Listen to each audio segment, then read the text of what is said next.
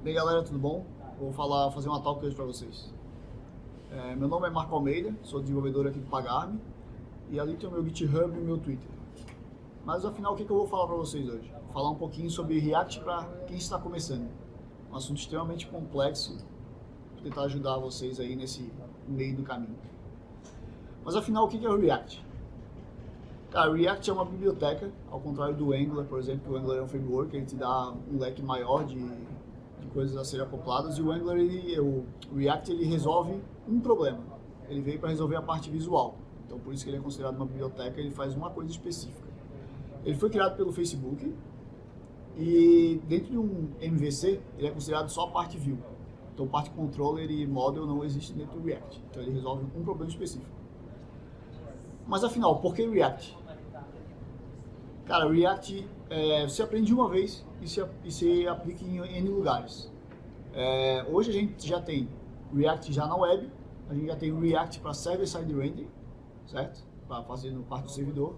E hoje a gente também já tem o React para a parte de mobile, tanto que é com o React Native, tanto para Android quanto para iOS. Isso você já aprende o React e já tem um leque de opções para iniciar no mercado. Componentes. O React é pensado em componentes. Então, basicamente, qualquer coisa que você faz dentro do React, ele é como se você tivesse uma ideia de componente. E o fluxo de dados do React, ele é unidirecional. Ao contrário do Angular, que tem o two-way data binding lá, o React ele só tem um nível de informação. Ou então, ou vem de cima para baixo, ou de baixo para cima o fluxo da informação. E ele também tem uma outra magiazinha que é o React, que é o Virtual DOM. O Virtual DOM ele é basicamente uma comparação da DOM do browser com o que eu precisei fazer a atualização dentro dos meus componentes. Ele pega essa diferença de informação e aplica somente essa diferença de informação dentro da DOM do browser. Isso já otimiza bastante a performance. Agora falando um pouco de componentes. Por que componentes? Cara, criar componentes é muito bom para poder compor outros componentes. Por exemplo, eu tenho um botão e esse botão agora eu quero fazer um botão que fica pressionado lá, fica lá marcado, que ao clicar ele está marcado como pressionado. Cara, você pode reutilizar o botão que você acabou de fazer e agora criar um botão em cima daquele que ele só faz a parte extra, que é a parte de ficar marcado ou não. Você consegue já trabalhar com bastante coisa dessa situação. Então você já aproveita e faz reuso desse componente, já consegue utilizar ele. A parte de manutenção, ela é muito mais simples, porque você tem que dar manutenção em um componente só. Então se aquele componente tem que fazer uma ação X, você tem que garantir que aquele componente faz aquela ação. E se der algum tipo de problema, você sabe onde é, porque é aquele componente que faz aquele tipo de ação. Isso também já ajuda bastante na parte de testar. Para testar o componente é muito mais fácil. Esse componente tem que fazer essa ação X e eu tenho que garantir que ele faz essa tipo de ação, certo? Aí dentro do React, a gente tem outros tipos de informação. A gente tem componentes stateless e stateful, o lifecycle do React e o fluxo de dados do React. Componente stateless. O que seria o componente stateless? Cara, é um componente que não tem estado. Basicamente, ele não tem nenhum controle interno de informação que ele precisa manter. No caso aqui é um componente que ele é um hello world, que eu recebo uma propriedade chamada nome, que basicamente ele vai me retornar uma div que vai expor aquele nome no meu HTML. E é só isso, ele não tem nenhum controle. Tudo que ele precisa para trabalhar é passado para ele por propriedades. Então ele não existe um estado que ele precisa manter e gerenciar algum tipo de ação. A gente também tem os componentes stateful, que esse sim é um componente que precisa guardar o estado de uma ação. Nesse caso aqui, por exemplo, eu tenho um componente clock, que eu passo para ele quando eu crio o componente ali no constructor, eu crio um componente, passo as propriedades para ele padrão lá, e crio um estado passando uma data, que no caso aqui é uma data no momento.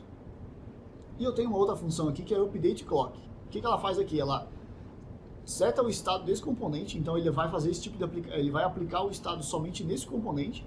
E o que eu estou fazendo? Cara, eu estou passando uma data nova para esse meu componente. Cara, ó, estou alterando o teu estado, você tinha essa informação X e agora eu estou te passando a informação Y. Guarda aí. Mas isso fica no escopo do próprio componente. o pessoal os componentes externos, pai ou filho, não enxergam desse tipo de informação. E aqui no render eu estou só retornando uma div, que estou dando hello e utilizando a propriedade que eu passei no construtor do componente, e estou utilizando aqui o estado que eu estava armazenando. E aqui embaixo eu coloquei um botão, que o que ele vai fazer? Cara, quando alguém clicar nesse botão, faça essa ação para mim. Que essa ação, no caso, é atualizar o meu horário.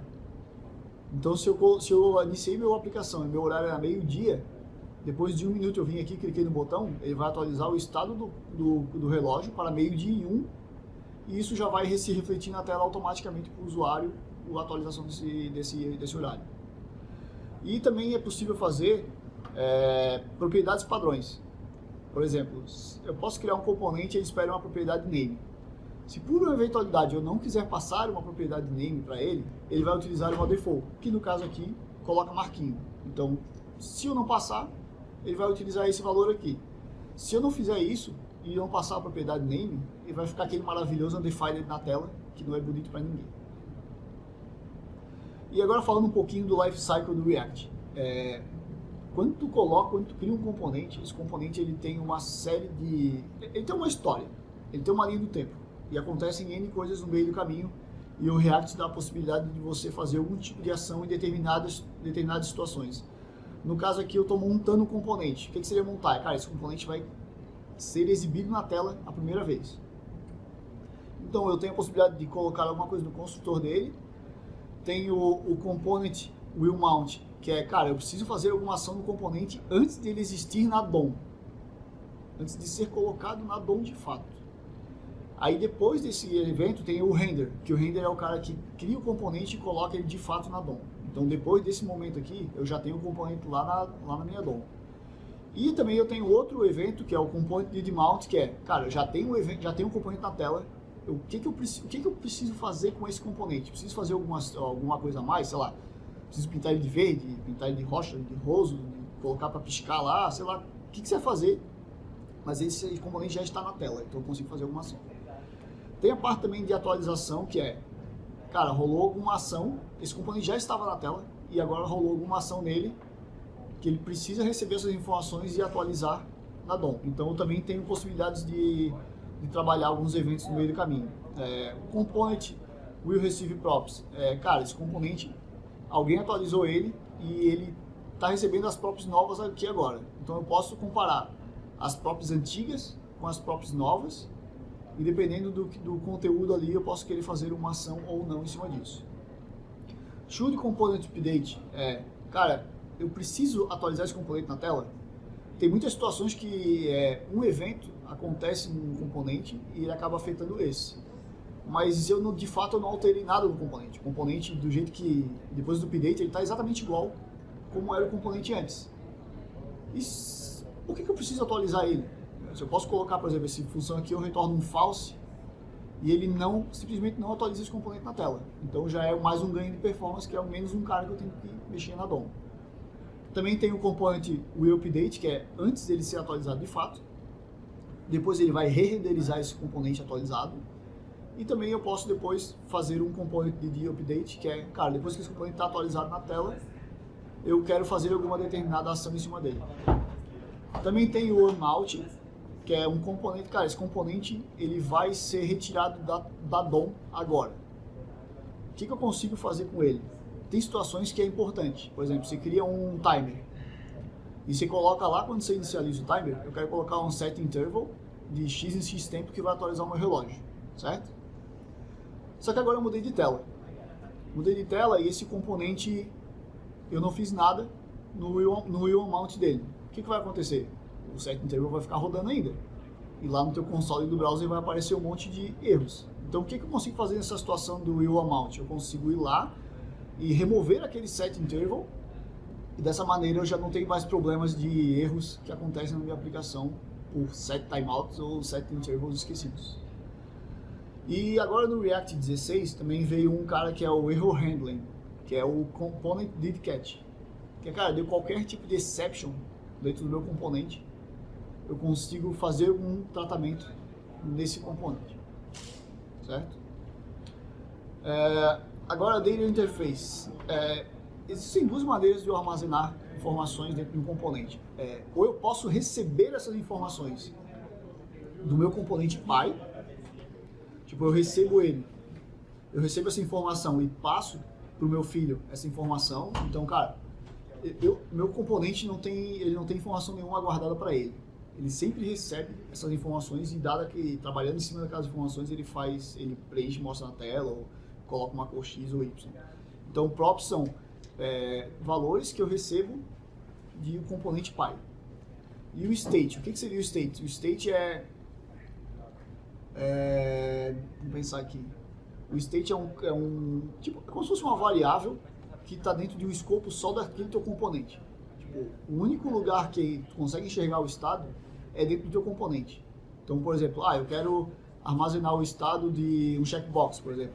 Checkbox eu inicio ele sem ele estar marcado, sem estar marcado. Então, cara, eu quero guardar o estado se aquele checkbox está marcado ou não. Como eu faço isso?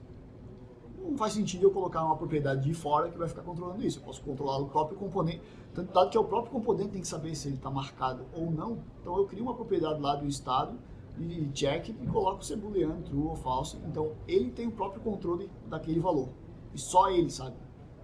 Então isso não é passado para o componente pai, não é passado para o... Posso utilizar o estado para passar alguma informação para o componente filho como props. Isso é possível. Agora falando um pouco do fluxo de dados do React. Os dados. Os dados, eles só é possível passar informação do pai para filho. Eu não devo passar uma informação do filho para o pai. O único jeito que eu consigo informar o meu componente pai, que aconteceu alguma coisa, é através de eventos. Que aí é esse outro setinho do lado direito aqui, events. Então, um componente lá embaixo consegue soltar um evento que vai avisar para o componente pai dele, ou para o pai do pai, que, cara, executei uma ação tal, então isso precisa rolar uma alteração no componente Y. E aí é feito de novo uma passagem de valores para o componente lá embaixo receber e se atualizar. Um pouquinho agora de ferramentinhas ferramentas e coisas úteis que o React te força a fazer. O React ele já meio que te força a trabalhar com S6, então eu consigo fazer tudo que eu preciso do S6, interpolação de string, destructor, class, spread operator, cara, um monte de coisa de S6 você consegue utilizar aqui.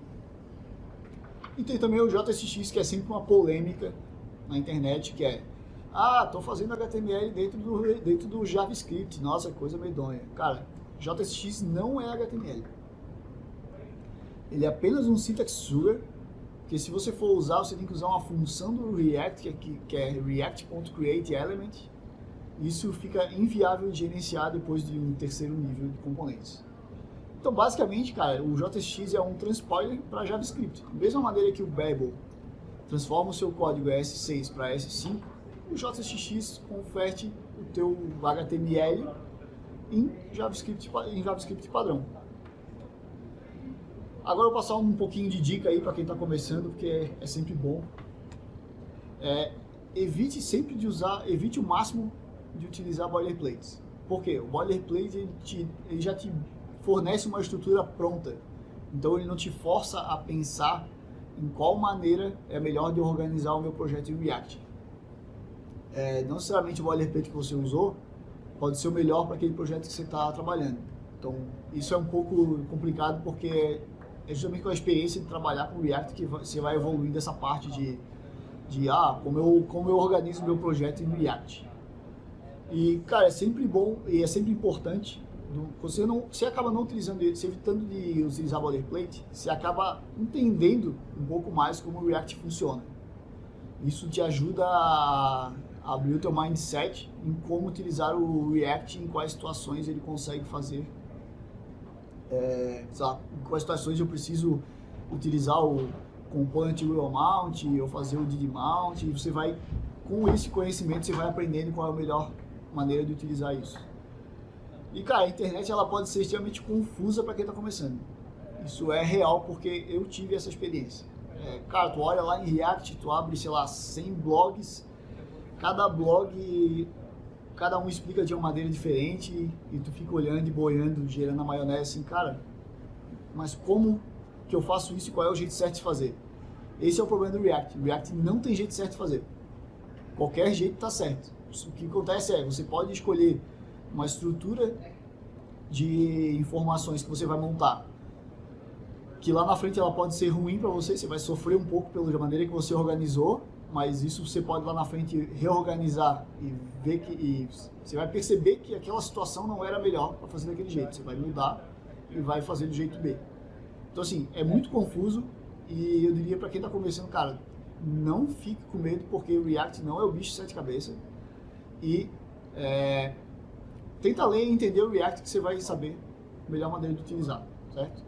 Cara, assim eu passo algumas referências do pessoal que tiver conhecer um pouco mais do React. Tem o reactjs.org, que é o site oficial do React, então lá tem tutoriais, tem a própria documentação do React é muito fácil de ler.